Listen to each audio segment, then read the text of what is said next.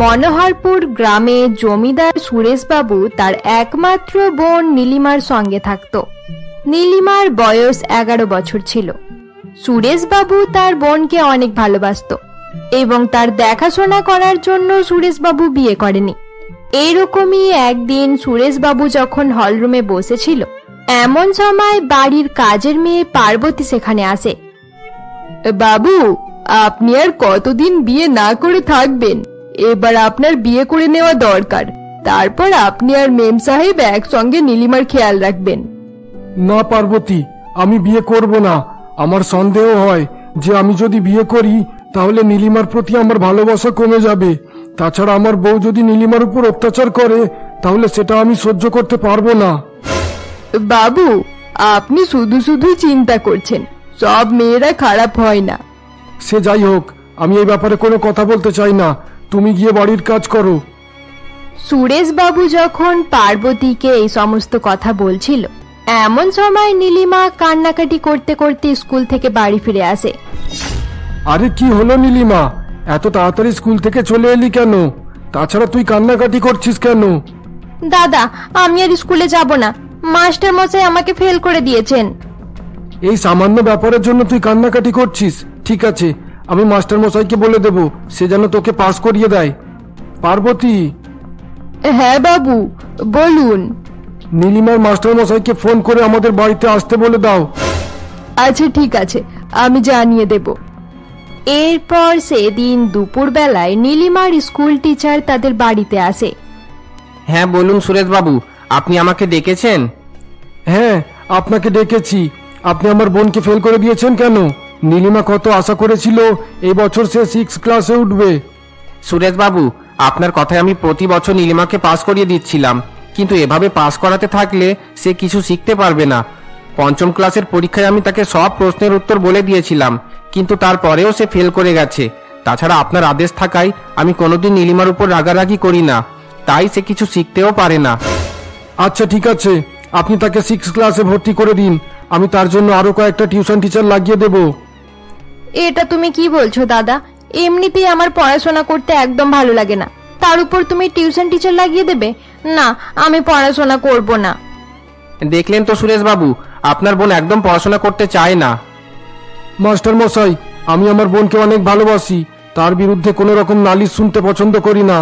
আপনি এবার যান, আমি কাল সকালে নীলিমাকে 6 ক্লাসে ভর্তি করার জন্য স্কুলে যাব। সুরেশবাবুর কথা শুনে মাস্টার মশাই সেখান থেকে চলে যান। মাস্টার মশাইয়ের চলে যাওয়ার পর নীলিমা বলে, দাদা, আমাকে স্কুলে ভর্তি করতে হবে না, আমি পড়াশোনা করব না। আরে নীলিমা, পড়াশোনা না করলে মূর্খ থেকে যাবি। সবাইকে পড়াশোনা করা দরকার। তুমি তো অনেক বড় লোক, আমার পড়াশোনা না করলেও কোনো ক্ষতি হবে না। তাছাড়া সব মেয়েদেরকে বিয়ের পর বাড়ির কাজই করতে হয়, তাহলে পড়াশোনা শিখে আমি কি করব? নীলিমা, তুই আমার বোন, তাই আমি তোর এমন জায়গায় বিয়ে দেব তোকে বাড়ির কোনো কাজ করতে হবে না। সে যাই হোক, আমি তোমাকে পরিষ্কার বলে দিচ্ছি, আমি স্কুলে যাব না। তুমি যদি জোর করে আমাকে স্কুলে ভর্তি করাও তাহলে আমি বাড়ি ছেড়ে চলে যাব। আচ্ছা ঠিক আছে, তোকে স্কুলে যেতে হবে না, কিন্তু খবরদার আর কোনোদিন বাড়ি ছেড়ে যাওয়ার কথা বলবি না। তোকে ছাড়া আমার কি আছে? তুই চলে গেলে আমি থাকতে পারবো না নীলিমা। এরপর সুরেশবাবু নীলিমার স্কুল ছাড়িয়ে দেয়। দেখতে দেখতে কয়েক বছর কেটে যায় এবং নীলিমার বয়স 20 বছর হয়ে ওঠে। এরকমই একদিন। আরে নীলিমা, আজ রাখি পূর্ণিমা, আমাকে রাখি না পরিয়ে এভাবে চলে যাচ্ছিস কোথায়? দাদা, আমি রূপাদের বাড়িতে যাচ্ছি। বাড়ি ফিরে তোমাকে রাখি পরিয়ে দেব। ঠিক আছে, আমি যাচ্ছি, না হলে দেরি হয়ে যাবে। নীলিমা এই বলে বাড়ি থেকে বেরিয়ে পড়ে। নীলিমা যখন রাস্তা থেকে হাঁটছিল, এমন সময় রঘু নামের এক ছেলে তার পথ আটকায়। রঘু পাড়ার এক গুন্ডা ছিল এবং সে নীলিমাকে অনেক পছন্দ করত। কিরে নীলিমা, কোথায় যাচ্ছিস? দাঁড়া না, তোর সঙ্গে একটু কথা বলবো। সাবধান রঘু, এভাবে আমার পথ আটকানোর চেষ্টা করবি না, না হলে দাদাকে বলে খুব মার খাওয়াবো। আরে নীলিমা, তুই এত রাগ করছিস কেন? আমি তো একটু কথা বলার জন্য তোকে আটকালাম, তোর সঙ্গে একটু কথাও বলা যাবে না? তোর মতো ফালতু ছেলের সঙ্গে আমি কথা বলতে চাই না। নীলিমা এই বলে রাগ করে সেখান থেকে চলে যায়। আমার টাকা পয়সা কোনো জিনিসের অভাব নেই, তারপরেও নীলিমার দাদা আমার সঙ্গে তার বিয়ে দিতে চাইছে না কেন? এই গ্রামে আমি একমাত্র ছেলে যে নীলিমার যোগ্য স্বামী হতে পারবে। রঘু দাঁড়িয়ে দাঁড়িয়ে এই সমস্ত কথা ভাবতে থাকে। অপরদিকে নীলিমা তার বান্ধবী রূপার বাড়িতে পৌঁছায়। কি রে রূপা, আজকের দিনেও তুই পড়াশোনা করছিস? তুই জানিস না আজ রাখি পূর্ণিমা? আমার পড়াশোনা করতে খুব ভালো লাগে রে, পড়াশোনা না করলে বিরক্ত লাগে। আচ্ছা ওসব কথা ছাড়, গ্রাম থেকে কিছুটা দূরে একটা মেলা বসেছে, চল না মেলায় যাবি? তোর কথায় কি আমি না করতে পারি? আচ্ছা ঠিক আছে চল। রূপা এবং নীলিমা বাড়ি থেকে বের হতে যাচ্ছিল, এমন সময় রূপার বাবা সেখানে চলে আসে। রূপা, সুরেশ বাবুর জন্য একটা চিঠি এসেছে। আরে নীলিমা এখানেই আছে। ঠিক আছে নীলিমা, তুমি যাবার সময় এই চিঠিটা নিয়ে যেও। রূপার বাবা এই বলে চিঠিখানা নীলিমার হাতে দিয়ে সেখান থেকে চলে যায়। এরপর নীলিমা চিঠি খুলে ভালোভাবে দেখতে থাকে, কিন্তু সে পড়াশোনা না জানায় চিঠি পড়তে পারে না।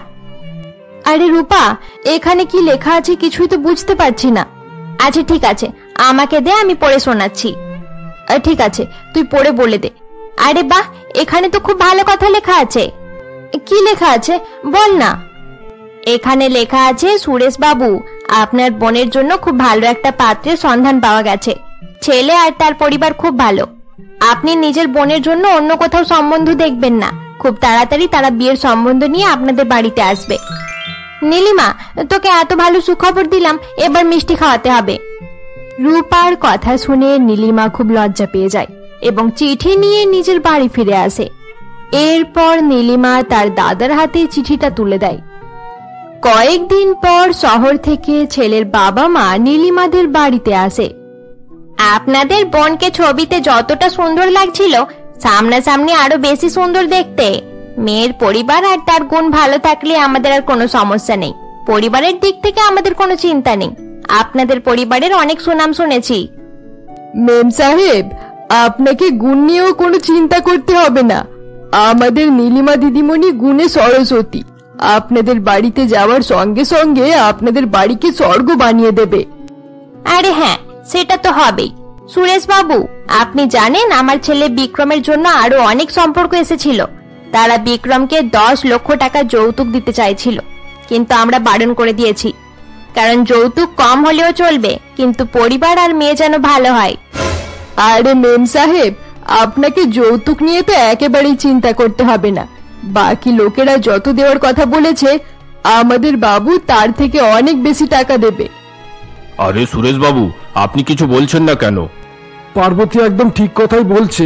আমার যা আছে সবকিছু আমার বোনের। আমি নিজের বোনের বিয়েতে 20 লাখ টাকা দেওয়ার জন্য রাজি আছি। আরে বাহ, এটা তো খুব ভালো কথা। দেখলে তো বিক্রমের বাবা, নামি দামি পরিবারের ছেলের বিয়ে দিলে কোনো কিছুর জন্যই বলতে হয় না। তুমি একদম ঠিক বলেছো আরতি। সুরেশ বাবু, আমাদের দিক থেকে এই বিয়ে ফাইনাল মনে করে নিন। এবার যত তাড়াতাড়ি সম্ভব বিয়ের একটা দিন ঠিক করতে হবে। এরপর পাত্রপক্ষ নিজের বাড়ি ফিরে যায়। বাড়ি ফেরার পর বিক্রমের বাবা মা তাকে বিয়ের ব্যাপারে জানায়।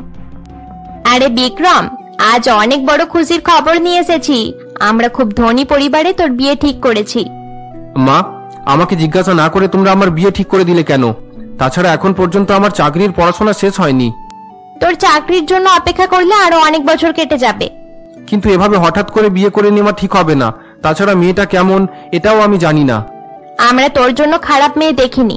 মেয়েটাকে দেখলে তুই অনেক খুশি হয়ে যাবি। এই দেখ, আমরা মেয়েটার ছবি নিয়ে এসেছি। এরপর বিক্রমের মা আরতি দেবী তাকে নীলিমার ছবি দেখায়। নীলিমার ছবি দেখার সঙ্গে সঙ্গে বিক্রম তাকে পছন্দ করে ফেলে। ঠিক আছে মা, তোমাদের যেটা ভালো মনে হয় করো, আমার এতে কোনো সমস্যা নেই। আমি নিজের রুমে যাচ্ছি। এটা বলছিস না কেন যে মেয়েটাকে তোর খুব পছন্দ হয়েছে? বিক্রমের বাবা, আমি তো তোমাকে আগেই বলেছিলাম, মেয়েটাকে দেখলেই বিক্রমের পছন্দ হয়ে যাবে। কয়েকদিন পর খুব ধুমধাম করে বিক্রম এবং নীলিমার বিয়ে হয়ে যায় এবং বিয়ের পর নীলিমা তার শ্বশুর বাড়ি চলে আসে। বৌমা, আজ থেকে এটাকে তুমি নিজের বাড়ি মনে করবে। আমি তোমার শাশুড়ি মা, আর ইনি হলেন তোমার শ্বশুর মশাই। আরতি দেবী যখন তার বৌমাকে এই সমস্ত কথা বলছিল, এমন সময় এক 10 থেকে 12 বছর বয়সের ছেলে সেখানে আসে। আরে হ্যাঁ, এর ব্যাপারে তো কিছু বলাই হলো না। এ হলো তোমার ঠাকুরপো। কেমন আছো বৌদি? হ্যাঁ, আমি ভালো আছি। তুমি কেমন আছো? আমি অনেক ভালো আছি। ঠিক আছে বৌমা, এবার তুমি আর বিক্রম নিজেদের রুমে যাও। কাল থেকে এই বাড়ির দায়িত্ব তোমাকে সামলাতে হবে। এরপর বিক্রম নীলিমাকে সঙ্গে নিয়ে রুমের ভেতরে চলে আসে। প্রথমবার তোমার ছবি দেখার সঙ্গে সঙ্গে আমি তোমাকে অনেক ভালোবেসে ফেলেছিলাম নীলিমা। সত্যি বাবা মা আমার জন্য অনেক সুন্দর মেয়ে পছন্দ করেছে। এরকম করে বলো না বিক্রম, আমার খুব লজ্জা করছে। বিক্রম এবং নীলিমা যখন কথা বলছিল এমন সময় কেউ দরজা নক করে। এরপর বিক্রম গিয়ে দরজা খোলে। কিরে পিন্টু, তুই আবার বিরক্ত করার জন্য চলে এসেছিস? যা এখান থেকে, না হলে মার খাবি। বিক্রমের কথা শুনে পিন্টু হাসতে হাসতে সেখান থেকে চলে যায়। এরপর বিক্রম দরজা বন্ধ করে আবার নীলিমার কাছে আসে। তোমার ভাই এসেছিল? হ্যাঁ, পিন্টু এসেছিল। আচ্ছা, তোমার ভাই তোমার থেকে এত ছোট কেন? পিন্টু আমার আসল ভাই নয়, পিন্টু আমার মাসির ছেলে। তার বাবা মা মারা যাওয়ার পর থেকে সে আমাদের সঙ্গে থাকে। মা তাকে নিজের ছেলের মতো মানুষ করেছে। মায়ের আদরে সে অনেক বিগড়ে গেছে। পিন্টু তোমাকে কিছু বললে তার কথাই রাগ করবে না। আচ্ছা ঠিক আছে। আচ্ছা নীলিমা, আমি তোমার জন্য একটা গিফট নিয়ে এসেছি। এই নাও, এই বইটা রাখো। এতে অনেকগুলো রোমান্টিক স্টোরি আছে। এগুলো পড়লে তোমার ভালো লাগবে। আসলে বিক্রম, আমি পড়তে পারি না। 5 ক্লাসে ফেল হওয়ার পর আমি পড়াশোনা ছেড়ে দিয়েছিলাম। নীলিমার মুখ থেকে এই কথা শোনার সঙ্গে সঙ্গে বিক্রম অবাক হয়ে যায় এবং তার হাত থেকে বই মাটিতে পড়ে যায়। তার মানে তুমি মূর্খ মেয়ে? তুমি সামান্য পড়তেও পারো না? তাহলে এতক্ষণ পর্যন্ত আমি তোমার ব্যাপারে ভুল ধারণা করেছিলাম। তুমি আমার জীবন খারাপ করার জন্য এখানে এসেছো। বিক্রম, তুমি আমার কথা শোনো, এভাবে রাগ করো না। বিক্রম এই বলে রাগ করে রুম থেকে বেরিয়ে পড়ে। অপরদিকে তার বাবা মা হল রুমে বসে নিজেদের মধ্যে গল্প করছিল। আরে অজয়, নীলিমার দাদা বিয়েতে অনেক গহনা আর অনেক টাকা পয়সা দিয়েছে। সত্যি কোনোদিনও ভাবতেও পারিনি যে বিক্রমের বিয়েতে এত কিছু পাবো। তুমি একদম ঠিক বলেছো আরতি, আমরা খুব ভালো জায়গায় বিক্রমের বিয়ে দিয়েছি। তোমরা ভালো জায়গায় আমার বিয়ে দাওনি, তোমরা টাকা এবং গহনার জন্য আমাকে বিক্রি করে দিয়েছো। আরে বিক্রম, এসব তুই কি বলছিস? তাছাড়া তুই এখানে কেন? না, আমি কোনোদিন ভাবিনি যে টাকা পয়সার লোভে তুমি এক মূর্খ মেয়ের সঙ্গে নিজের ছেলের বিয়ে দিয়ে দেবে। তোমরা আমাকে ধোঁকা দিয়েছো। নিজের মায়ের সঙ্গে এরকম করে কথা বলছিস কেন বিক্রম? আমি একদম ঠিক বলছি বাবা, আমি ওই মেয়ের সঙ্গে থাকতে পারবো না। তোমরা সেই মেয়েকে এই বাড়িতে নিয়ে এসেছো, তাই মেয়েটা তোমাদের দায়িত্বে থাকবে। বিক্রম এই বলে রাগ করে সেখান থেকে চলে যায়। অপরদিকে নীলিমা দূর থেকে বিক্রমের কথা শুনে অনেক কষ্ট পায়। এরপর নীলিমা কান্নাকাটি করতে করতে নিজের রুমে চলে যায়। এসব কি হয়ে গেল? ভেবেছিলাম এখানে আসার পর খুব ভালোভাবে নতুন জীবন শুরু করব, কিন্তু সবকিছু শুরু হওয়ার আগেই খারাপ হয়ে গেল। নীলিমা এই সমস্ত কথা ভেবে কান্নাকাটি করতে করতে ঘুমিয়ে পড়ে। পরের দিন সকালে নীলিমা ঘুম থেকে উঠে হল রুমে আসে। বৌমা, আজ কাজের লোকের শরীরটা খারাপ, তুমি তাড়াতাড়ি রান্নাঘরে গিয়ে সকলের জন্য খাবারটা তৈরি করে দাও। কি বললেন? রান্না করতে হবে? রান্নার কথা শুনে এত অবাক হয়ে গেলে কেন? বাড়ির কাজ করতে লজ্জা করছে? না না মা, আমি সেটা বলতে চাইনি। তাহলে এখানে দাঁড়িয়ে আমার মুখের দিকে তাকিয়ে আছো কেন? যাও গিয়ে রান্না করো। শাশুড়ির এরকম কথা শুনে নীলিমা অনেক দুঃখী হয়ে যায় এবং রান্নাঘরে গিয়ে রান্না করতে শুরু করে। জানি না খাবার কেমন হবে, এর আগে তো আমি কোনোদিনও রান্না করিনি। এক কাজ করি, সবার জন্য বরং রুটি আর ডিম ভাজা বানানোর চেষ্টা করি। নীলিমা এই সমস্ত কথা ভাবতে ভাবতে রান্না করতে থাকে। কিছু সময় পর রান্না হয়ে গেলে নীলিমা সবার জন্য খাবার নিয়ে আসে। এ কি সর্বনাশ! রুটি আর ডিম ভাজা দুটোই পুরো ছাই হয়ে গেছে। আমাদের কপালটাই খারাপ যে এরকম মেয়ের সঙ্গে ছেলের বিয়ে দিয়ে দিলাম, কোনো কাজ পারে না। শাশুড়ির কথায় নীলিমা অনেক কষ্ট পায় এবং সেখান থেকে চলে যায়। নীলিমা দূর থেকে তাদের কথা শুনতে থাকে। আমি এখনই যাচ্ছি, এই পোড়া রুটি আর ডিম ভাজা তাকেই খেতে বলবো। আরে মা, তুমি তার উপর এত রাগ করছো কেন? তুমি তো নিজেই তাকে পছন্দ করে নিজের বৌমা করেছিলে। আমি বারবার বারণ করার পরেও তুমি আমার কোনো কথা শোনোনি। ঠিক আছে, আমি চাকরি পরীক্ষা দেওয়ার জন্য যাচ্ছি, বাইরে কিছু খেয়ে নেব। বাবা বিক্রম, এভাবে না খেয়ে যাস না। দাঁড়া, আমি তোর জন্য খাবার বানিয়ে দিচ্ছি। তার কোনো প্রয়োজন নেই। খাবারের অপেক্ষায় বসে থাকলে আমার পরীক্ষা শেষ হয়ে যাবে। বিক্রম এই বলে বাড়ি থেকে বেরিয়ে পড়ে। বিক্রম যখন বাড়ির বাগানে পৌঁছায় এমন সময় নীলিমা তাড়াতাড়ি সেখানে আসে। কি হলো, তুমি কি করতে আমার সামনে এসেছো? আমি জানি আমি তোমার যোগ্য নই বিক্রম, কিন্তু আমি তোমাকে অনেক ভালোবাসি। আমি তোমার খেয়াল রাখতে চাই। আমাকে একটা সুযোগ দাও বিক্রম। তোমার মতো মূর্খ মেয়েকে আমার খেয়াল রাখতে হবে না, এবার যাও এখান থেকে। বিক্রম এই বলে সেখান থেকে চলে যায়। বিক্রমের চলে যাওয়ার পর নীলিমা বাড়ির ভেতরে চলে আসে।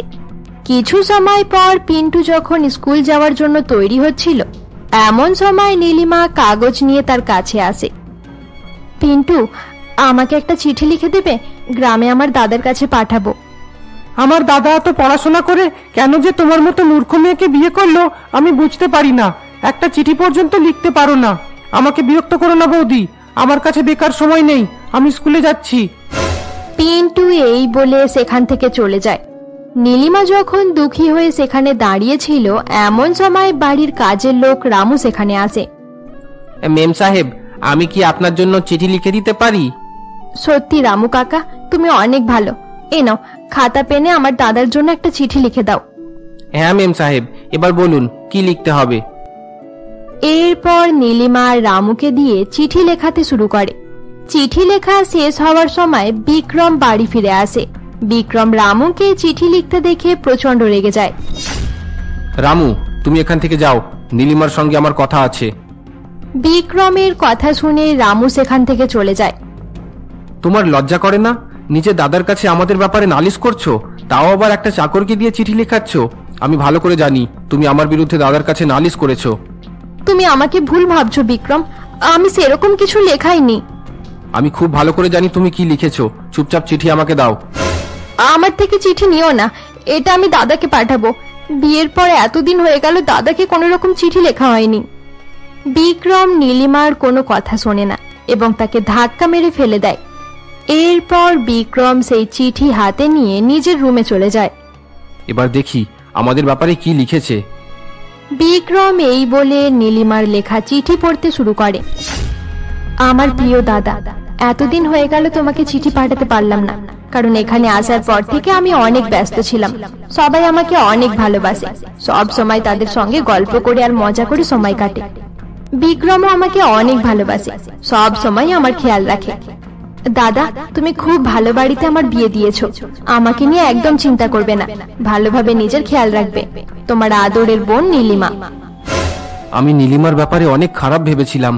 সে আমাদের ব্যাপারে কত ভালো কথা লিখেছে, আমি না জেনে তার গায়ে হাত তুলে দিলাম। আমাকে এখনই তার কাছে গিয়ে ক্ষমা চাইতে হবে।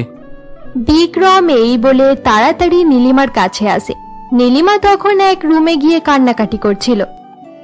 আমাকে ক্ষমা করে দাও নীলিমা, আমি অনেক বড় ভুল করে ফেলেছি। না বিক্রম, এতে তোমার কোনো ভুল নেই, সব ভুল আমার দাদার। আমার দাদা আমার মতো এক মূর্খ মেয়েকে তোমাদের বাড়ির বৌমা করে দিয়েছে। আমি আসার পর থেকে এই বাড়ির সকলে অনেক দুঃখে আছে। আমি সকলের জীবন থেকে সুখ কেড়ে নিয়েছি। এরকম করে বলো না নীলিমা, আজ আমি বুঝতে পেরে গেছি যে আমি কত ভুল ছিলাম। এত ভালো মেয়েকে আমি নিজের থেকে দূরে করার চেষ্টা করেছিলাম। না বিক্রম, আমি তোমার যোগ্য নয়। তুমি আমার থেকে দূরে থাকো, এটাই তোমার জন্য ভালো হবে। না নীলিমা না, আসল কথা এটা যে এতদিন আমি তোমার যোগ্য ছিলাম না। তোমার মতো বউ পেলে জীবনে আর কোনো কিছুর চাওয়া থাকে না। ছোটবেলায় পড়াশোনা করতে পারোনি, তাতে তোমার কোনো দোষ নেই। এটা ঠিক কথা যে পড়াশোনা অনেক গুরুত্বপূর্ণ জিনিস, কিন্তু ভালো মানুষ হওয়াটা তার চেয়েও বেশি ইম্পর্টেন্ট।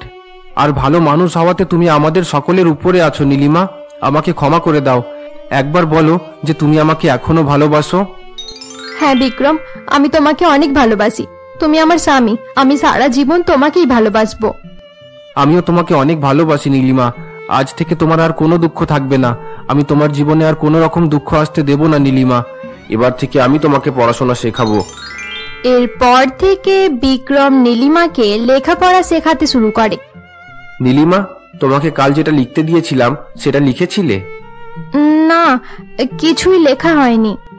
তোমার পড়াশোনায় মন থাকে না কেন? কি করে থাকবে, সব সময় তোমাকে নিয়ে চিন্তা করতে থাকি, তাই পড়াশোনা করার সময় পাই না। তোমার এসব কথার জন্যই তো তোমার উপর রাগ করতে পারি না। আচ্ছা ঠিক আছে, চলো আমরা বাগানে গিয়ে একটু বসি। আমিও সেটাই চাইছিলাম, চলো। তাছাড়া তোমাকে কিছু বলারও আছে। কিছু বলার আছে মানে? বলো কি বলবে। এখানে বলবো না, চলো বাগানে গিয়ে একটু গল্প করি, তারপর বলবো। এরপর বিক্রম এবং নীলিমা বাড়ির বাগানে চলে যায় এবং সেখানে রাখা চেয়ারে বসে পড়ে। এবার বলো কি বলবে বলছিলে। এত সহজে বলবো না বিক্রম, আগে তুমি সকলের জন্য মিষ্টি নিয়ে এসো।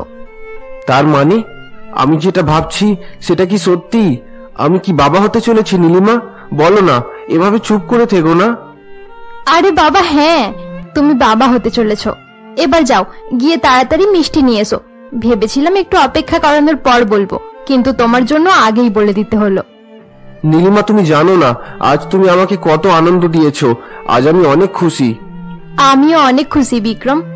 আচ্ছা নীলিমা, কাল রাখি পূজার দিন। কাল আমি তোমাকে নিয়ে তোমার দাদার বাড়ি যাব। তুমি তাকে ওই খুশির খবরটি জানিয়ে দেবে এবং নিজে দাদাকে রাখিও পরিয়ে দেবে। না বিক্রম, সেখানে যেতে পারবো না। আসলে পিন্টুর শরীর এখন ভালো নেই। আমি সেখানে চলে গেলে তার খেয়াল কে রাখবে? আমি দাদাকে পোস্টম্যানের মাধ্যমে রাখি পাঠিয়ে দেব। সেখানে যেতে সমস্যা কিসের? পিন্টুর খেয়াল রাখার জন্য মা আছে তো। না বিক্রম, এভাবে যাওয়াটা ঠিক হবে না। তোমার চাকরির পরীক্ষাগুলো হয়ে গেলে যখন তুমি ছুটি পাবে তখন আমরা গ্রামে গিয়ে দাদার সঙ্গে দেখা করে আসব। আচ্ছা ঠিক আছে ম্যাডাম, তুমি যা বলবে সেটাই হবে।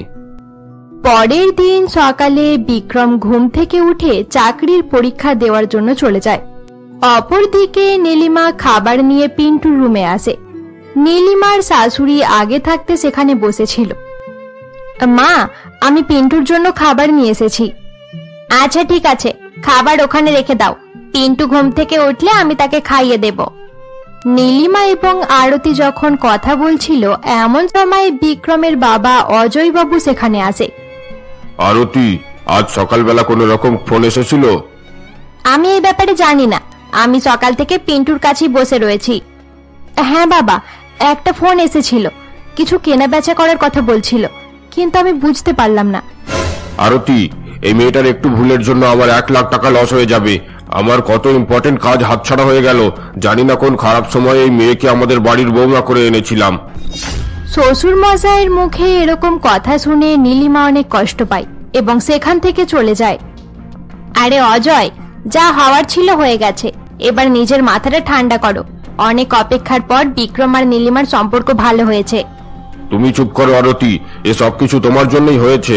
তুমি আমাকে যৌতুকের লোভ দেখিয়ে এই বিয়ের জন্য রাজি করিয়ে নিলে, না হলে আমি নিজের ছেলের জন্য কোনোদিন মূর্খ বৌমা আনতাম না।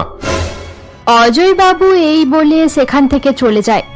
কিছু সময় পর নীলিমা যখন নিজের রুমে বসেছিল এমন সময় আরতি দেবী তার কাছে আসে। বৌমা, আমি মন্দিরে যাচ্ছি। পিন্টু ঘুম থেকে উঠলে তাকে ওষুধটা খাইয়ে দিও। টেবিলের উপরেই তার ওষুধটা রাখা রয়েছে। আচ্ছা ঠিক আছে মা, আপনি যান, আমি তাকে ওষুধ খাইয়ে দেব। শাশুড়ির চলে যাওয়ার কিছু সময় পর নীলিমা পিন্টুর রুমে আসে এবং গিয়ে দেখে পিন্টু ঘুম থেকে উঠে পড়েছে। আরে পিন্টু, তুমি ঘুম থেকে উঠে পড়েছো? দাঁড়াও, আমি তোমার জন্য ওষুধটা নিয়ে আসছি। না, আমি ওষুধ খাবো না, তোমার হাতের কোনো জিনিস খাবো না। এরকম করে রাগ করতে নেই পিন্টু, ওষুধ না খেলে সুস্থ হতে পারবে না। তুমি 1 মিনিট দাঁড়াও, আমি আসছি। এই বলে নীলিমা ওষুধের শিশি আনার জন্য টেবিলের কাছে যায়। নীলিমা টেবিলের কাছে গিয়ে দেখে সেখানে 2টি বোতল রাখা রয়েছে। আরে, এই 2টি বোতল তো একই রকম দেখতে। এর মধ্যে কোনটা পিন্টুর ওষুধ কিভাবে বুঝবো? এই তো, এই বোতলের ওষুধটা কম মনে হচ্ছে, তার মানে এটাই হয়তো পিন্টু খেয়েছে। নীলিমা এই বলে ইঁদুর মারার বিষের বোতল হাতে তুলে নেয় এবং পিন্টুর রুমের দিকে যায়। নীলিমা যখন পিন্টুর কাছে পৌঁছায় এমন সময় অজয় বাবু সেখানে চলে আসে। তুমি কি করতে যাচ্ছ? আসলে বাবা, মা বলেছিলেন পিন্টুকে ওষুধ খাইয়ে দিতে, তাই আমি টেবিল থেকে তার জন্য ওষুধটা নিয়ে এসেছি। কুলক্ষী মেয়ে কোথাকার, বিষ খাইয়ে পিন্টুকে মারার চেষ্টা করছিলে? আজ আমি তোকে বাড়ি থেকে বার করে ছাড়বো। তোকে 1 মুহূর্তে বাড়িতে থাকতে দেব না। বেরিয়ে যা আমাদের বাড়ি থেকে। আমাকে ক্ষমা করে দিন বাবা, আমি ইচ্ছে করে কিছু করিনি। আজ আমাকে কেউ আটকাতে পারবে না। তোকে আর আমি এই বাড়িতে থাকতে দেব না। তুই যদি এই বাড়ির বৌমা না হতি তাহলে তোকে পুলিশের হাতে তুলে দিতাম। আমাকে ভুল ভেবো না বাবা, আমি ভেবেছিলাম ওটা ওষুধের বোতল। আসলে আমি পড়াশোনা জানি না, তাই কিছু বুঝে উঠতে পারিনি। তোর কথা সত্যি হলেও আমি তোকে এই বাড়িতে থাকতে দেব না। তোর মূর্খতার জন্য যে কোনো সময় এই বাড়িতে দুর্ঘটনা হয়ে যেতে পারে। এবার দূর হয়ে যায় এখান থেকে।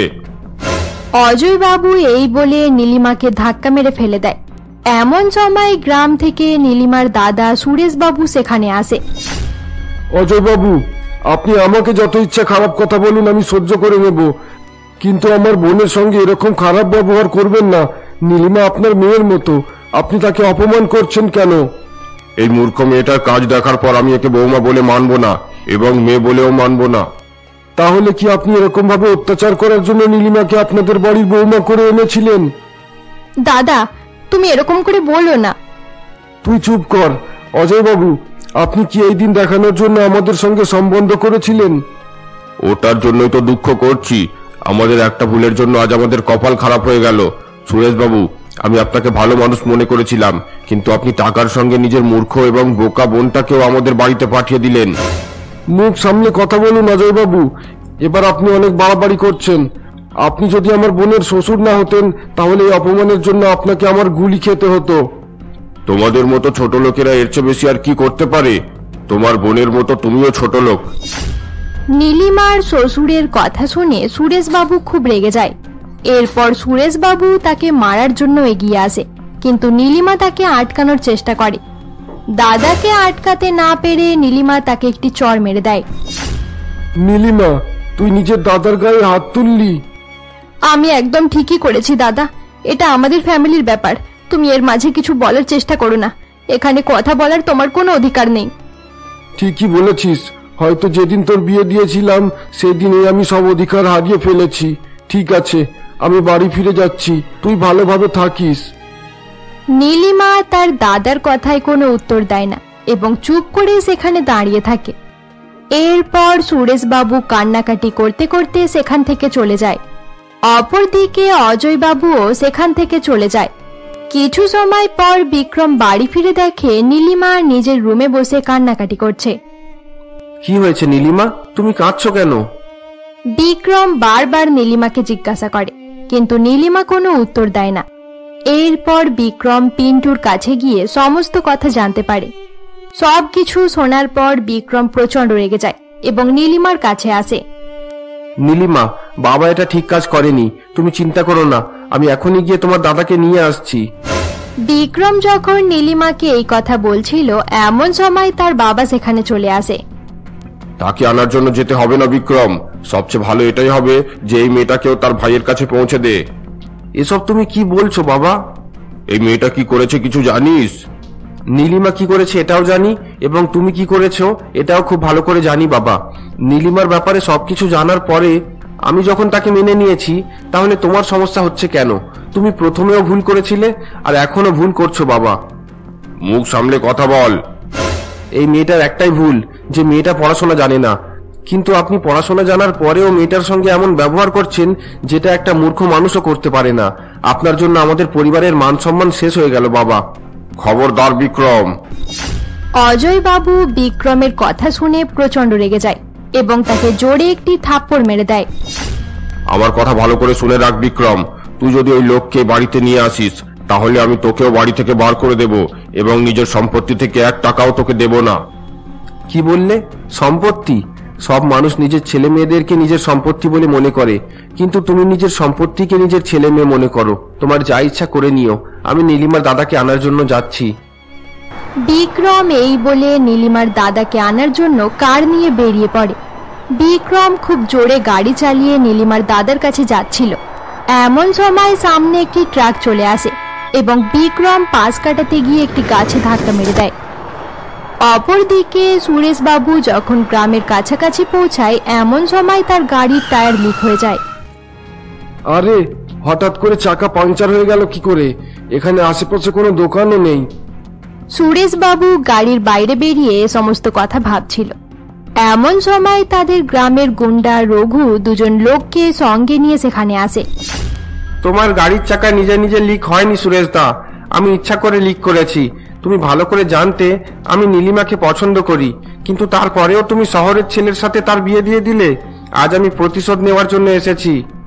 রঘু, তোমার এইসব গুন্ডামির জন্য আমি তোমার সঙ্গে নীলিমার বিয়ে দিইনি। আর নাটক করো না, চুপচাপ নিজের বাড়ি চলে যাও। কে নাটক করছে সব বুঝিয়ে দেব। কালু, পলাশ, তাড়াতাড়ি সুরেশকে ধর। রঘুর কথা শুনে সুরেশবাবু পকেট থেকে বন্দুক বার করে নেয়, কিন্তু সঙ্গে সঙ্গে কালু এবং পলাশ তাকে ধরে ফেলে। দুজন মিলে সুরেশবাবুর বন্দুক টানাটানি করতে থাকে এবং এরই মাঝে বন্দুক থেকে গুলি বেরিয়ে রঘুকে লেগে যায়। আরে রঘুকে গুলি লেগেছে, চল চল তাড়াতাড়ি পুলিশের কাছে চল, সুরেশবাবু রঘুকে মেরে ফেলেছে। কালুর কথা শুনে সুরেশবাবু সেখান থেকে ছুটে পালিয়ে যায়। অপরদিকে শহরের এক হসপিটালে। আমাকে ক্ষমা করবেন, আমরা বিক্রমকে বাঁচানোর অনেক চেষ্টা করেছি, কিন্তু তার মাথায় খুব আঘাত লেগেছিল। বিক্রম আর বেঁচে নেই। না না, এটা হতে পারে না। আমার বিক্রম আমাকে ছেড়ে কোথাও যেতে পারে না। বিক্রম, তুমি কেন আমাকে ছেড়ে গেলে বিক্রম? কিছু সময় পর সকলে বিক্রমের মৃতদেহ নিয়ে বাড়ি ফিরে আসে এবং তার অন্তিম সংস্কার শেষ করে। বিকেল বেলায় নীলিমা যখন দুঃখী হয়ে বাড়িতে বসেছিল, এমন সময় তার শ্বশুর এবং শাশুড়ি সেখানে আসে। বিক্রমের বাবা একদম ঠিকই বলেছিল, তুই একটা অলক্ষী মেয়ে, তোর জন্য আমার ছেলে মরেছে। আমরা তোকে আর এই বাড়িতে এক মুহূর্ত থাকতে দেব না, বেরিয়ে যা এখান থেকে। মা, আপনি এরকম করে বলবেন না। আমি বিক্রমের সন্তানের মা হতে চলেছি, এই অবস্থায় আমি কোথায় যাব? আমরা তোর কোনো রকমেরই কথা শুনবো না। তুই যদি ভালোই ভালোই না যাস, তাহলে আমরা ধাক্কা মেরে তোকে বার করে দেব। এরপর বিক্রমের বাবা মা ধাক্কা মেরে নীলিমাকে বাড়ি থেকে বার করে দেয় এবং দরজা বন্ধ করে দেয়। নীলিমা কিছু সময় পর্যন্ত দরজার বাইরেই বসে থাকে, কিন্তু তাকে বাড়ির ভেতরেই ঢুকতে না দেওয়ায় সে নিজের গ্রামের বাড়িতে ফিরে আসে। নীলিমা গ্রামে পৌঁছাতে পৌঁছাতে অনেক রাত হয়ে যায়। এ কি, আমাদের বাড়িতে তালা লাগানো কেন? দাদা কোথায় গেল? কি হলো, তুমি এখানে দাঁড়িয়ে দাঁড়িয়ে কাকে খুঁজছো? এটা আমার দাদার বাড়ি। আচ্ছা, এখানে তালা দেওয়া কেন? সরকার থেকে এই বাড়িতে তালা দেওয়া হয়েছে। তোমার দাদা রঘু নামের এক লোকের খুন করে পালিয়েছে। এই অবস্থায় এবার আমি কোথায় যাব? দাদা আমার একমাত্র ভরসা ছিল, এখন সেটাও শেষ হয়ে গেল। এরপর নীলিমা অনেক মানুষের কাছে সাহায্য চাইতে থাকে, কিন্তু কেউ তাকে থাকার জায়গা দেয় না। অপরদিকে সেই রাতে সুরেশবাবু নীলিমার শ্বশুর বাড়িতে পৌঁছায়। আরে, এখানে তো তালা দেওয়া আছে, তাহলে কি সবাই কোথাও গেছে? কি হলো, আপনি কাকে খুঁজছেন? এই বাড়িতে যারা থাকতো তারা কোথায়? কি আর বলবো আপনাকে, তাদের একমাত্র ছেলে বিক্রম গাড়ি অ্যাক্সিডেন্ট করে মারা গেছে, তাই আজ সন্ধ্যাবেলাতেই সকলে এই বাড়ি ছেড়ে অন্য শহরে চলে গেছে। তাদের বৌমা কি তাদের সঙ্গে গেছে? সেই অসহায় মেয়ের ব্যাপারে আর কি বলবো। স্বামীর মারা যাওয়ার পর তার শ্বশুর শাশুড়ি অলক্ষী বলে তাকে বাড়ি থেকে বার করে দিয়েছে। গর্ভবতী অবস্থায় মেয়েটা এখন কোথায় ঘুরছে কেই জানে। আচ্ছা, আপনি কে? আমি সেই মেয়েটার দাদার বন্ধু। সেই মেয়েটার দাদা এসব ব্যাপারে জানতে পারলে অনেক কষ্ট পাবে। বেচারা লোকটা কত আশা করে এই বাড়িতে নিজের বোনের বিয়ে দিয়েছিল, তার বোনের দুঃখের ব্যাপারে জানতে পারলে সে আত্মহত্যা পর্যন্ত করে নিতে পারে। মহিলাটির কথা শুনে সুরেশবাবু অনেক দুঃখ পায় এবং সেখান থেকে চলে যায়। অপরদিকে নীলিমা গ্রামের সকলের বাড়িতে যাওয়ার পরেও কোনো রকমের সাহায্য পায় না। কোনো জায়গায় থাকার ব্যবস্থা না হওয়ায় নীলিমার রাতের অন্ধকারে রাস্তার ধারের একটি চেয়ারে গিয়ে বসে পড়ে। নীলিমা যখন বসেছিল এমন সময় এক লোক তার কাছে আসে। আরে কি হলো, তুমি দুঃখী হয়ে এখানে বসে আছো কেন? দাদা, আমি অনেক অসহায়, আমার থাকার কোনো জায়গা নেই। তুমি কি আমাকে একটা ঘরের ব্যবস্থা করে দিতে পারবে? সবার কাছে সাহায্য চাইলাম, কিন্তু কেউ সাহায্য করলো না। আহারে, তোমার অবস্থা দেখে আমার খুব খারাপ লাগছে। তুমি চিন্তা করো না, আমি থাকতে তোমার কোনো রকম অসুবিধা হবে না। চলো, তুমি আমার সঙ্গে চলো। তোমার অনেক ধন্যবাদ দাদা। সত্যি এখনো পৃথিবীতে ভালো মানুষ আছে, এটা তোমাকে না দেখলে বুঝতেই পারতাম না। এরপর নীলিমা সেই লোকটির সঙ্গে যেতে শুরু করে। কিছু দূর যাওয়ার পর লোকটি বলে, আচ্ছা তুমি এখানে একটু অপেক্ষা করো, আমি একবার এই বাড়ির ভিতরে যাব। আচ্ছা ঠিক আছে। এরপর লোকটি একটি বাড়ির ভেতরে চলে যায় এবং নীলিমা বাইরে দাঁড়িয়ে তার অপেক্ষা করতে শুরু করে। বেশ কিছু সময় পরেও লোকটি ফিরে না আসায় নীলিমা জানালা থেকে বাড়ির ভেতরের দিকে তাকায়। আরে প্রদীপ বাবু, আপনাকে একদম চিন্তা করতে হবে না। মেয়েটি বলেছে সে একদম অসহায়, তার কোনো আত্মীয় নেই।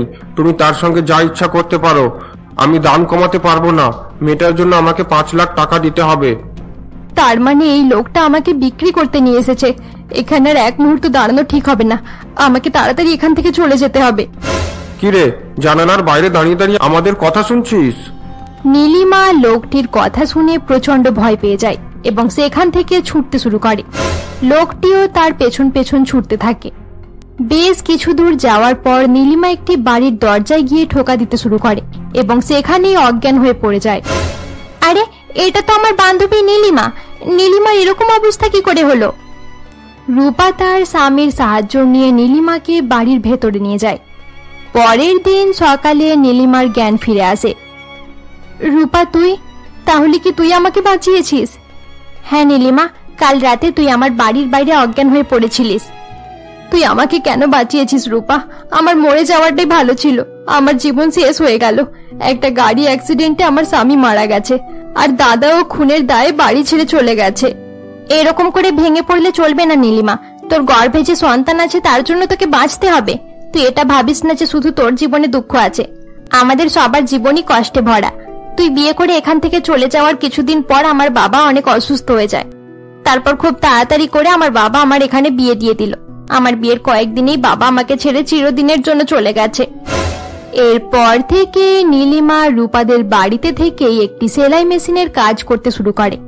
কয়েকদিন পর নীলিমা একটি সুন্দর কন্যা সন্তানের জন্ম দেয়। আরে বাহ, তোর মেয়ে দেখতে অনেক সুন্দর হয়েছে।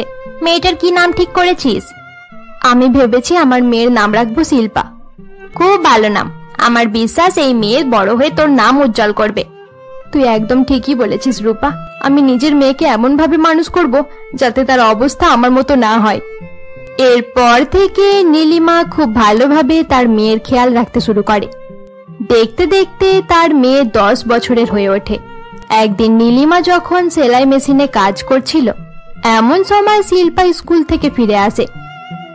শিল্পা, এত তাড়াতাড়ি স্কুল থেকে ফিরে এলি কেন? মা, টিচার আমাকে মেরেছে। আমি ওই স্কুলে আর যাব না। আমার পড়াশোনা করতে একদম ভালো লাগে না মা। শিল্পার কথা শোনার সঙ্গে সঙ্গে নীলিমা নিজের ছোটবেলার কথা মনে করতে শুরু করে দেয়। আমার জীবন যেভাবে খারাপ হয়েছে, আমি নিজের মেয়ের জীবন খারাপ হতে দেব না। পড়াশোনা না করার জন্য আমাকে অনেক অপমান সহ্য করতে হয়েছে। মা, আমি আর স্কুলে যাব না। নিশ্চয়ই তুই কোনো ভুল করেছিস শিল্পা, তাই টিচার তোকে মেরেছে। এবার চুপচাপ স্কুলে চলে যা। না মা, আমি স্কুলে যাব না। যাবি না? দাঁড়া, আজ তোকে মেরে মেরে শেষ করে ফেলবো। মায়ের কথা শুনে শিল্পা প্রচন্ড ভয় পেয়ে যায় এবং আবার স্কুলে চলে যায়। আরে, কি হলো নীলিমা? তুই শিল্পার উপর এত রাগারাগি করলি কেন? আমার দাদাও যদি এভাবে আমার উপর রাগ করতো তাহলে আমার জীবনটা আজ এত খারাপ হতো না। পড়াশোনা না করার জন্য আমাকে অনেক কিছু সহ্য করতে হয়েছে রূপা। এভাবেই দেখতে দেখতে আরো কয়েকদিন কেটে যায়। একদিন রাতের বেলা নীলিমা এবং শিল্পা যখন বসেছিল, এমন সময় শিল্পা তার মাকে বলে, মা, আমার বাবা কোথায়? তুমি বলেছিলে আমি ভালোভাবে পড়াশোনা করলে বাবা আসবে। আমি তো অনেক ভালোভাবে পড়াশোনা করছি, কিন্তু বাবা আসছে না কেন? তোর বাবা ঈশ্বরের কাছে চলে গেছে শিল্পা। সেখান থেকে আসতে অনেক সময় লেগে যায়। তাহলে মা, আমি যদি নিজেই বাবার কাছে চলে যাই? চুপ কর শিল্পা, তোকে কোথাও যেতে হবে না। আগে তোর বাবা আমাকে ছেড়ে চলে গেল, তারপর জানি না তোর মামাও কোথায় গেল। এবারে তুই চলে গেলে আমি কার ভরসায় থাকবো? মা, তুমি কাঁদছো কেন? তুমি কেঁদো না। আমি তোমাকে ছেড়ে কোথাও যাব না। আমি সত্যি কথা বলছি মা, আমি কোথাও যাব না। শিল্পার কথা শুনে নীলিমা অনেক খুশি হয়ে যায়। এইভাবে দেখতে দেখতে কয়েক বছর কেটে যায় এবং শিল্পার বয়স 21 বছর হয়ে যায়। এরকমই একদিন, আরে শিল্পা, বিয়ের কথা শুনলে তুই এত রেগে যাস কেন? একদিন না একদিন তো তোর বিয়ে দিতেই হবে। মা, তুমি বিয়ের কথা বললে আমি তোমার সঙ্গে কথা বলবো না। তাছাড়া কাল আমাদের কলেজে সার্টিফিকেট দেওয়া হবে। তুমি বিয়ের কথা বললে আমি তোমাকে সেখানেও নিয়ে যাব না। তুই নিজের মাকে এত বড় শাস্তি দিবি? এই দিন দেখার জন্য আমি কত বছর থেকে আশা করে বসেছিলাম, আর তুই আমাকে কলেজে নিয়ে যাবি না বলছিস? আরে মা, তুমি ইমোশনাল হয়ে যাচ্ছ কেন? আমি তো এমনি এমনি বলছিলাম। তুমি না গেলে আমিও সার্টিফিকেট নিতে যাব না। এরপর পরের দিন শিল্পা তার মায়ের সঙ্গে নিজের কলেজে পৌঁছায়। কলেজের সকলে বসেছিল, এমন সময় শিল্পাকে স্টেজে ডাকা হয়। অজয় বাবু আমাদের কলেজে অনেক দান করেছেন। আমি অজয় বাবুকে অনুরোধ করব সে যেন এসে আমাদের কলেজের টপার শিল্পাকে তার সার্টিফিকেট দিয়ে দেয়। কিছু সময় পর এক ধনী ব্যক্তি সার্টিফিকেট দেওয়ার জন্য স্টেজের উপরে আসে। তাকে দেখার সঙ্গে সঙ্গে নীলিমা অবাক হয়ে যায়। আরে, এটা তো আমার শ্বশুর মশাই। তার মানে শ্বশুর মশাই শিল্পাকে সার্টিফিকেট দেবে? আমাকে তার সামনে দেখা গেলে চলবে না। কলেজের প্রিন্সিপালের কথা শুনে অজয় বাবু স্টেজের উপরে আসে এবং শিল্পার সার্টিফিকেট তার হাতে তুলে দেয়। তুমি নিজের কলেজে টপ করেছো, বাহ! তুমি নিজের লাইফে অনেক উন্নতি করবে। আচ্ছা, তুমি জীবনে কি করতে চাও? স্যার, আমি ভালো একটা চাকরি করে নিজের মায়ের সেবা করতে চাই। খুব ভালো কথা, তোমার চিন্তা ভাবনা অনেক ভালো। এই নাও আমার অফিসের কার্ড। আমার অফিসে এসে দেখা করে নিও। তোমার মতো কর্মচারী পেলে আমার খুব ভালো লাগবে। আমি তোমার জন্য ভালো চাকরি দেখব। আপনার অনেক ধন্যবাদ স্যার। এরপর শিল্পা তার মায়ের সঙ্গে কলেজ থেকে বেরিয়ে বাড়ির দিকে যেতে শুরু করে। মা, তুমি সার্টিফিকেট নেওয়ার সময় আমার কাছে গেলে না কেন? আমি কত আশা করেছিলাম সার্টিফিকেট নেওয়ার সময় তুমি আমার পাশে থাকবে। আসলে শিল্পা, আমার শরীরটা একটু খারাপ লাগছিল, তাই বসেছিলাম। আচ্ছা ঠিক আছে, বাড়ি ফিরে তুমি ভালোভাবে রেস্ট করবে। এরপর শিল্পা এবং তার মা বাড়ি ফিরে আসে। এরকমই একদিন শিল্পা যখন রাস্তা থেকে হাঁটছিল, এমন সময় 30 থেকে 35 বছর বয়সের এক লোক গাড়ি নিয়ে তার কাছে এসে দাঁড়ায়। আরে ম্যাডাম, তুমি কোথায় যাচ্ছ? গাড়িতে বসে পড়ো, আমি তোমাকে ছেড়ে দেব। সরি, আমি আপনার গাড়িতে বসতে পারবো না, আপনি চলে যান। আরে, তুমি আমাকে চিনতে পারোনি। আমি অজয় বাবুর ছেলে পিন্টু, যে নিজের অফিসে তোমাকে কাজ দেওয়ার কথা বলেছিল, সে আমার বাবা। সে যাই হোক, তাতে আমার কিচ্ছু যায় আসে না। এবার আপনি এখান থেকে যেতে পারেন। শিল্পা এই বলে রাগ করে সেখান থেকে চলে যায়।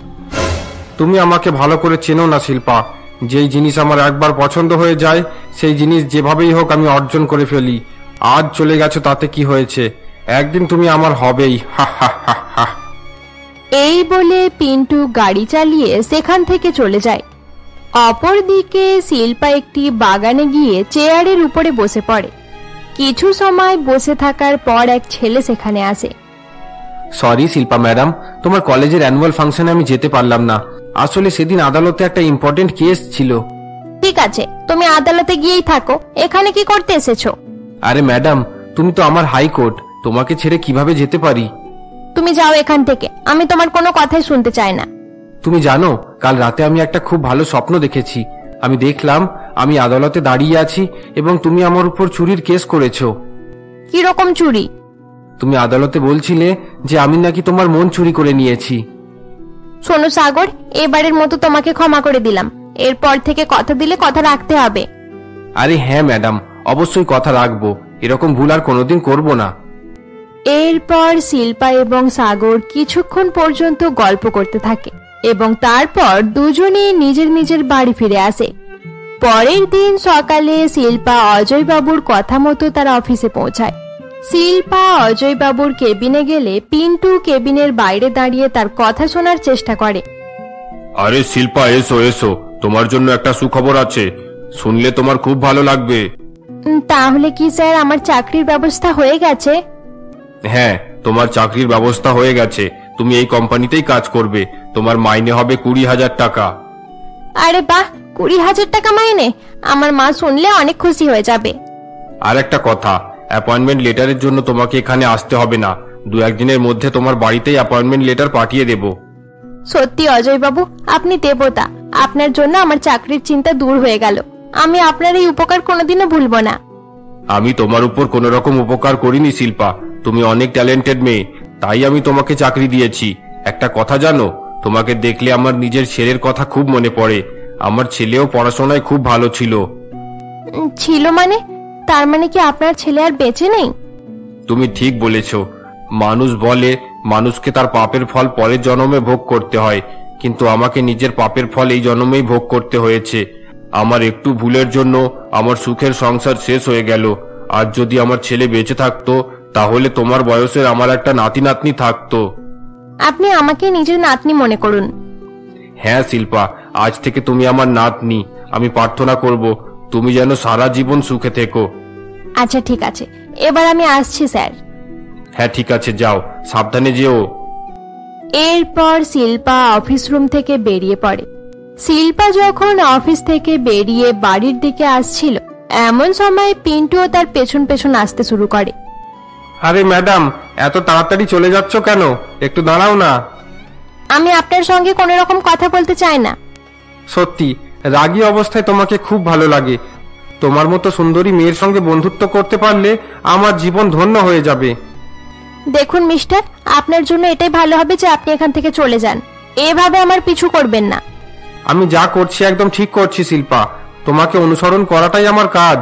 আমি জানি একদিন তুমি আমাকে পছন্দ করতে শুরু করে দেবে। এবার আপনি অনেক বাড়াবাড়ি করছেন। মনে হচ্ছে অজয় বাবুকে আপনার ব্যাপারে নালিশ করতে হবে। আরে এই দিনটার জন্যই তো আমি অপেক্ষা করছি। হয়তো তুমি বাবাকে আমার ব্যাপারে বলার পর বাবা আমাদেরকে নিয়ে চিন্তা করা শুরু করে দেবে। চলো এখনই গিয়ে বাবাকে বলে দাও। পিন্টু এই বলে শিল্পার হাত ধরে নেয়। শিল্পা প্রচন্ড রেগে গিয়ে তার হাত ছাড়িয়ে একটি চড় মেরে দেয়। এরপর শিল্পা সেখান থেকে চলে যায়। এই চড়ের প্রতিশোধ আমি নেবই। এবার আমাকে অন্য রাস্তা দেখতে হবে। এত সহজে আমি শিল্পাকে ছাড়বো না। পিন্টু দাঁড়িয়ে দাঁড়িয়ে এসব কথা ভাবতে থাকে। অপরদিকে শিল্পা তার বয়ফ্রেন্ড সাগরের অফিসে গিয়ে তার সঙ্গে দেখা করে। কি ব্যাপার শিল্পা, আজ তোমাকে অনেক হ্যাপি মনে হচ্ছে? একটা সুখবর আছে, আমি 20,000 টাকা মাইনের চাকরি পেয়ে গেছি। আরে বাহ, তুমি তো অনেক লাকি। গ্র্যাজুয়েশন কমপ্লিট করার সঙ্গে সঙ্গে চাকরি পেয়ে গেলে। আমার অবস্থা দেখো, উকিল হওয়ার পরেও বিয়ের জন্য একটা মেয়ে পর্যন্ত পেলাম না। মেয়ের সঙ্গে কথা না বলে মেয়ের মায়ের সঙ্গে কথা বলো, তাহলে হয়তো কাজ হয়ে যেতে পারে। তুমি নিজেই তোমার মায়ের সঙ্গে কথা বলে নিচ্ছ না কেন? আমার লজ্জা করে। তাহলে কি তুমি আমাকে নির্লজ্জ মনে করেছো? আমি কিভাবে তোমার মায়ের সঙ্গে কথা বলবো? এমনিতেই আমি শুনেছি উকিলরা একটু নির্লজ্জ হয়, তোমাদের আবার লজ্জা কিসের? কি বললে? আমি নির্লজ্জ? আরে আমি তো মজা করছিলাম। আচ্ছা সাগর, তুমি সেই বয়স্ক চাকরকে তোমার বিয়ের কথা বলার জন্য পাঠিয়ে দিলে হয় না? আর কোনোদিন তাকে চাকর বলবে না শিল্পা। আমি তাকে বাবার মতো শ্রদ্ধা করি। তাহলে সেই লোকটা কে? এটা আমিও তাকে কোনোদিন জিজ্ঞাসা করিনি শিল্পা, কিন্তু আমি এটা জানি যে সে অনেক দুঃখী মানুষ। আজ থেকে 21 বছর আগে সে নদীতে ঝাঁপ দিয়ে আত্মহত্যা করার চেষ্টা করছিল। আমার বাবা তাকে বাঁচিয়েছে। তখন থেকে সেই লোকটা আমাদের সঙ্গে আছে। সে আমাকে তার ছেলের মতো ভালোবাসে। আমার বিয়ে দেখার তার অনেক ইচ্ছা আছে। বয়স্ক মানুষের ইচ্ছে পূরণ করে দিতে হয় সাগর, বিয়ে করতে আর দেরি করো না। তাই নাকি? চলো আমি তোমাকে সেই কাকার সঙ্গে আলাপ করিয়ে দিই। সাগর এই বলে শিল্পাকে নিয়ে বাড়ি ফিরে আসে এবং সেই বয়স্ক মানুষের সঙ্গে তার আলাপ করিয়ে দেয়। কি করছো কাকা? আরে সাগর এসেছো? কাকা, আমি তোমাকে একটা কথা বলার জন্য এসেছি। মানে এর সঙ্গে তোমাকে আলাপ করানোর জন্য এনেছি। আরে তুমি কিছু বলো না শিল্পা। আমি কেন বলবো, তুমি বলো। আর কাউকে কিছু বলতে হবে না, তোমাদের না বলাতেই আমি বুঝতে পেরে গেছি তোমাদের দুজনকে একসঙ্গে খুব ভালো মানাচ্ছে। তোমাদের বিয়ে হলে আমি খুব খুশি হব।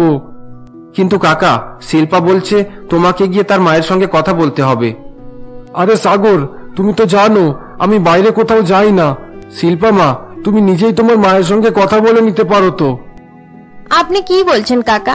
আমি যদি নিজের মুখে নিজের বিয়ের কথা বলি তাহলে মা আমাকে অনেক রাগারাগি করবে। আচ্ছা এই ব্যাপার, আমি যদি তোমার বিয়ের কথা বলতে যাই এবং তোমার মা যদি আমাকে রাগারাগি করে তাহলে কি হবে? আপনি বয়সে আমার মায়ের থেকে বড়। আমার মা আপনার ছোট বোনের মতো। ছোট বোন কি দাদার উপর কোনোদিন রাগারাগি করতে পারে? তুমি ঠিক বলেছো শিল্পা। ঠিক আছে, আমি তোমার মায়ের সঙ্গে কথা বলতে যাব। তাহলে কবে যাবে কাকা? তুমি চিন্তা করো না সাগর, আমি কালকেই যাব। এরপর সাগর এবং শিল্পা সেখান থেকে চলে যায়। পরের দিন সকালে শিল্পা যখন তার মায়ের সঙ্গে বাড়ির বাইরে বসে কিছু কাজ করছিল, এমন সময় সাগরের কাকা সেখানে আসে এবং দূর থেকে শিল্পার মাকে দেখে অবাক হয়ে যায়। আরে এটা তো আমার বোন নীলিমা। আমি কোন মুখ নিয়ে তার সঙ্গে দেখা করতে যাব? তার খারাপ সময়ে আমি তার পাশে এসে দাঁড়াতে পারলাম না। তাছাড়া এখন আমার এমন অবস্থা, সে আমাকে দেখলে অনেক কষ্ট পাবে। আমি নীলিমাকে আবার কষ্ট দিতে চাই না। আমার উপর খুনের মামলাও আছে। এসব কথা জানতে পারলে নীলিমার হাসি খুশি জীবন শেষ হয়ে যাবে। এদের ভালোর জন্য আমাকে এখান থেকে চলে যাওয়া দরকার। সুরেশ এসব কথা ভাবতে ভাবতে সেখান থেকে চলে যায়। এরপর সুরেশ এক লোকের কাছে গিয়ে তাকে এক চিঠি লিখে দেওয়ার জন্য বলে। হ্যাঁ বলুন, আপনার জন্য কি লিখতে হবে? লিখুন, বাবা সুরেশ, আমার জীবনে অনেক কথা আছে যেটা আজ পর্যন্ত আমি তোমাদের কাছে লুকিয়ে রেখেছিলাম। আমি তোমাকে ছেড়ে চলে যাচ্ছি, তার জন্য আমার দুঃখ হচ্ছে, কিন্তু এটা ছাড়া আমার কাছে অন্য কোনো উপায় নেই। সুরেশ নিজের চিঠি লেখাতে থাকে। অপরদিকে সেদিন বিকাল বেলায় শিল্পা যখন বাড়িতে ছিল এমন সময় এক লোক সেখানে এসে দরজার বেল বাজায়। এরপর শিল্পা গিয়ে দরজা খোলে। হ্যাঁ বলুন, আপনার কাকে চাই? আপনি কি শিল্পা? হ্যাঁ আমি শিল্পা। আমি অজয় বাবুর অফিস থেকে এসেছি। অজয় বাবু অ্যাপয়েন্টমেন্ট লেটার দেওয়ার জন্য আপনাকে ডেকেছে। দেখুন, এখন আমার মা বাড়িতে নেই, বাইরে গেছে। মা বাড়ি ফিরলে আমি তারপর যেতে পারবো। আপনি স্যারকে গিয়ে বলে দিন আমি কালকে যাব। কাল তো অজয় বাবু একটা বিশেষ কাজের জন্য অন্য জায়গায় যাবেন, ফিরতে অনেক সময় লেগে যাবে। তাছাড়া আপনার বেশি দেরি হবে না, আমি গাড়ি নিয়ে এসেছি। আপনি আমার সঙ্গে চলুন, আপনাকে আবার বাড়িতে পৌঁছে দেব। লোকটির কথা শুনে শিল্পা রাজি হয়ে যায় এবং তার গাড়ির ভেতরে গিয়ে বসে পড়ে। শিল্পা যখন গাড়ি করে যাচ্ছিল এমন সময় রাস্তায় তার মাকে দেখতে পায়। গাড়িটা একটু থামান, আমার সামনে আমার মা দাঁড়িয়ে আছে, আমি মাকেও সঙ্গে নিয়ে নেব। এই গাড়ি আর থামবে না ম্যাডাম, পিন্টু বাবু আমাকে পাঠিয়েছেন। এবার গাড়ি তার ফার্ম হাউসে গিয়ে থামবে। এসব তুমি কি বলছো? মা মা, এই লোকটা জোর করে আমাকে কোথাও নিয়ে যাচ্ছে। গাড়ি থামাও, আমার মেয়েকে নিয়ে কোথায় যাচ্ছ? দাঁড়াও বলছি। নীলিমা এই বলে গাড়ির পেছন পেছন ছুটতে শুরু করে দেয়, কিন্তু গাড়ি থামানো হয় না। নীলিমা যখন ছুটে ছুটে যাচ্ছিল এমন সময় সুরেশ তাকে দেখে ফেলে। নীলিমা এভাবে গাড়ির পেছনে ছুটছে কেন? আরে, গাড়ির ভিতরে শিল্পা বসে আছে, নিশ্চয় কোনো রকম বিপদ হয়েছে। আমাকে তাড়াতাড়ি সেখানে যেতে হবে। সুরেশ এই বলে নীলিমার পেছন পেছন ছুটতে শুরু করে। কিছু সময় পর গাড়ি পিন্টুর ফার্ম হাউসে গিয়ে থামে। এরপর সেই লোকটি শিল্পাকে বাড়ির ভেতরে নিয়ে যায় এবং বাড়ির বাইরে বেরিয়ে আসে। আজ তোমাকে আমার হাত থেকে কেউ বাঁচাতে পারবে না। সোজাভাবে যারা আমার কথা শোনে না তাদেরকে আমি এইভাবে জব্দ করি। পিন্টু এই বলে শিল্পার কাছে যাচ্ছিল এমন সময় নীলিমা বাড়ির ভেতরে চলে আসে। নীলিমাকে দেখে শিল্পা ছুটে তার কাছে আসে। তোমাকে কে এখানে আসতে দিল? কে তুমি? পিন্টু, তুই? আমি তোমাকে চিনতে পারলাম না, কে তুমি? তুই যদি জানতে পারিস আমি কে, তাহলে লজ্জায় জলে ডুব দিয়ে মরে যাবি। তুই নিজের পরিবারের মেয়ের সঙ্গে খারাপ ব্যবহার করতে যাচ্ছিলি। এত তাড়াতাড়ি আমার চেহারা ভুলে গেছিস? নিজের বৌদিকে চিনতেই পারছিস না? কি বললে? তুমি আমার বৌদি? হ্যাঁ, তোর নীলিমা বৌদি, তোর সেই বৌদি যে তোকে মায়ের মতো ভালোবাসা দিয়েছিল। এই শিল্পা তোর সেই দাদার মেয়ে, যাকে তুই নিজের বাবার মতো মনে করতিস। এত সহজে সব সম্পর্ক ভুলে গেলি? কিসের সম্পর্ক? তুমি কোন সম্পর্কের কথা বলছো? আমি তো অনাথ ছেলে, আমি ওই বাড়ির কেউ নই। তারা শুধুমাত্র আমাকে মানুষ করেছে। তবে তুমি যদি চাও এখন আমাদের মধ্যে সম্পর্ক হতে পারে, আমি তোমার মেয়েকে বিয়ে করতে পারি। পিন্টুর কথা শুনে নীলিমা প্রচন্ড রেগে যায় এবং তাকে জোরে একটি চড় মেরে দেয়। তুমি একজন মহিলা, তাই আমি তোমার গায়ে হাত তুলবো না, কারণ মহিলাদের গায়ে হাত তোলা আমি পছন্দ করি না। তোমার জন্য আমার বন্দুকটাই যথেষ্ট। পিন্টু এই বলে পকেট থেকে একটি বন্দুক বার করে এবং শিল্পার হাত ধরে টানাটানি করতে শুরু করে এবং তার হাত থেকে বন্দুক কেড়ে নেয়। খবরদার পিন্টু, চুপচাপ আমাদেরকে এখান থেকে যেতে দে, না হলে আজ আমি তোকে শেষ করেই ফেলবো। নাটক করো না, এটা তোমার কাজের জিনিস নয়। চুপচাপ বন্দুকটা আমার হাতে দিয়ে দাও। মনে হচ্ছে তোর মৃত্যু আমার হাতেই লেখা আছে পিন্টু। তোকে একবার বোঝালাম, কিন্তু তুই এখনো বুঝতে পারিসনি। তুই যদি এখনো ঠিক না হোস, তাহলে বাধ্য হয়ে আমাকে গুলি চালাতে হবে। কি বললে? তুমি গুলি চালাবে? গুলি চালানোর জন্য সাহসের প্রয়োজন, সেই সাহস তোমার মধ্যে নেই। তুই একটা মায়ের সাহসের ব্যাপারে ধারণা করতে পারবি না পিন্টু। একটা মা ইচ্ছে করলে সবকিছুই করতে পারে। নিজের সন্তানের রক্ষার জন্য একটা মা নিজের প্রাণেরও মায়া করে না। এসব ফালতু কথা বন্ধ করো, চুপচাপ বন্দুকটা আমার হাতে দিয়ে দাও বলছি। পিন্টু, পেছনে যা বলছি। আমার কাছে আসার চেষ্টাও করবি না, আমি তোকে সাবধান করছি। কিন্তু পিন্টু নীলিমার কোনো কথাই শোনে না এবং তার হাত থেকে বন্দুক নেওয়ার জন্য তার কাছে যেতে থাকে। এরপর নীলিমা বাধ্য হয়ে তার উপর গুলি চালিয়ে দেয়। গুলি লাগার সঙ্গে সঙ্গে পিন্টু সেখানেই পড়ে মারা যায়। এরই মধ্যে সুরেশও সেখানে চলে আসে। এ কি নীলিমা, এটা তুই কি করলি? দাদা, তুমি বেঁচে আছো? এতদিন তুমি কোথায় চলে গিয়েছিলে দাদা?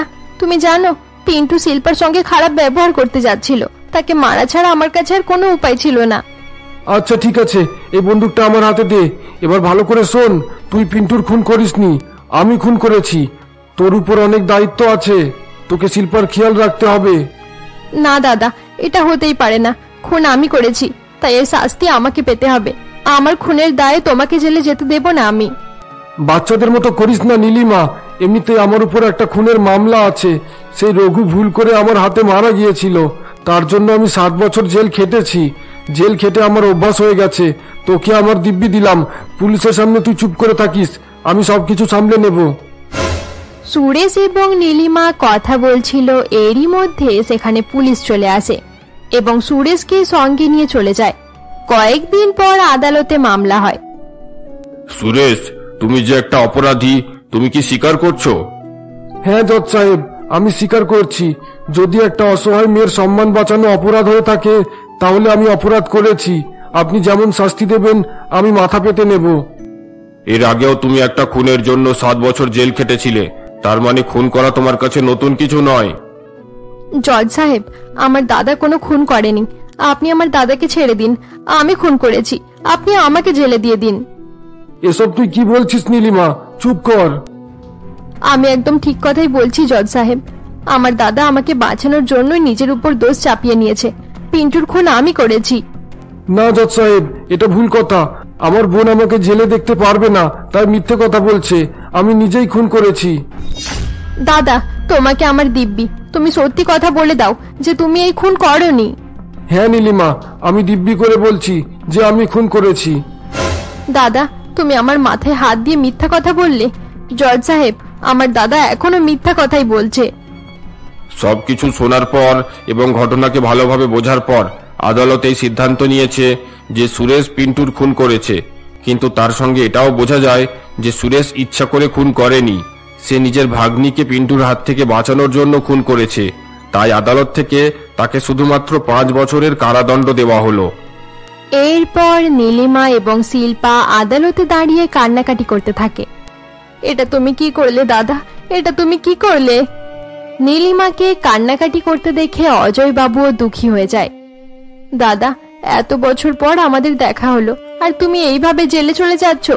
এটাই কি আমাদের কপালে লেখা ছিল? আর কাঁদিস না নীলিমা, কাঁদিস না, সবকিছু ঠিক হয়ে যাবে। দাদা, আজ রাখি পূর্ণিমা, দাঁড়াও আমি তোমার হাতে রাখি বেঁধে দেব। নীলিমা এই বলে সুরেশের হাতে রাখি বেঁধে দেয়। এরপর সুরেশ নীলিমাকে বলে, নীলিমা, রঘুর খুন হয়ে যাওয়ার পর থেকে আমার বেশিরভাগ সম্পত্তি আদালত দখল করে নিয়েছে। তুই সেখানে গিয়ে দেখিস, যদি কোনো রকম সম্পত্তি পড়ে থাকে তাহলে সেগুলো বিক্রি করে নিজের নামে একটা স্কুল বানিয়ে দিস। আমি চাই না মূর্খ থাকার জন্য অন্য কারোর জীবনে কোনো রকম অশান্তি হোক। ঠিক আছে দাদা, আমি অবশ্যই স্কুল বানাবো।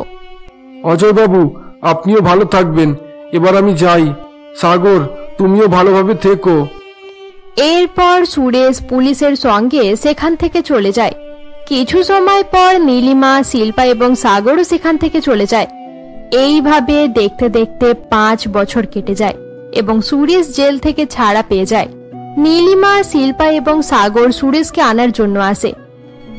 আরে নীলিমা, তোরা এখানে? হ্যাঁ দাদা, আমরা তোমাকে নিয়ে যাওয়ার জন্য এসেছি।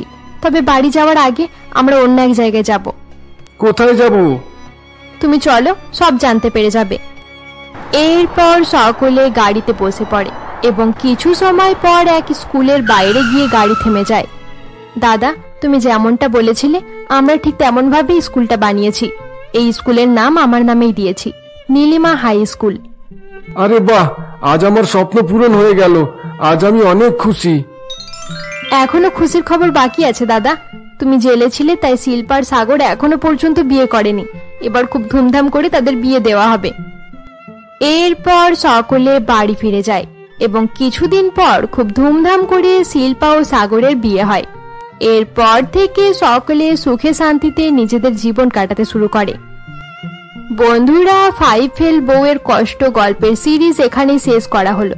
গল্পটি তোমাদের ভালো লেগে থাকলে অবশ্যই লাইক করে দিও। এখনো পর্যন্ত তোমরা যারা যারা আমাদের চ্যানেলকে সাবস্ক্রাইব করোনি, এখনই সাবস্ক্রাইব করে আমাদের পাশে থেকো।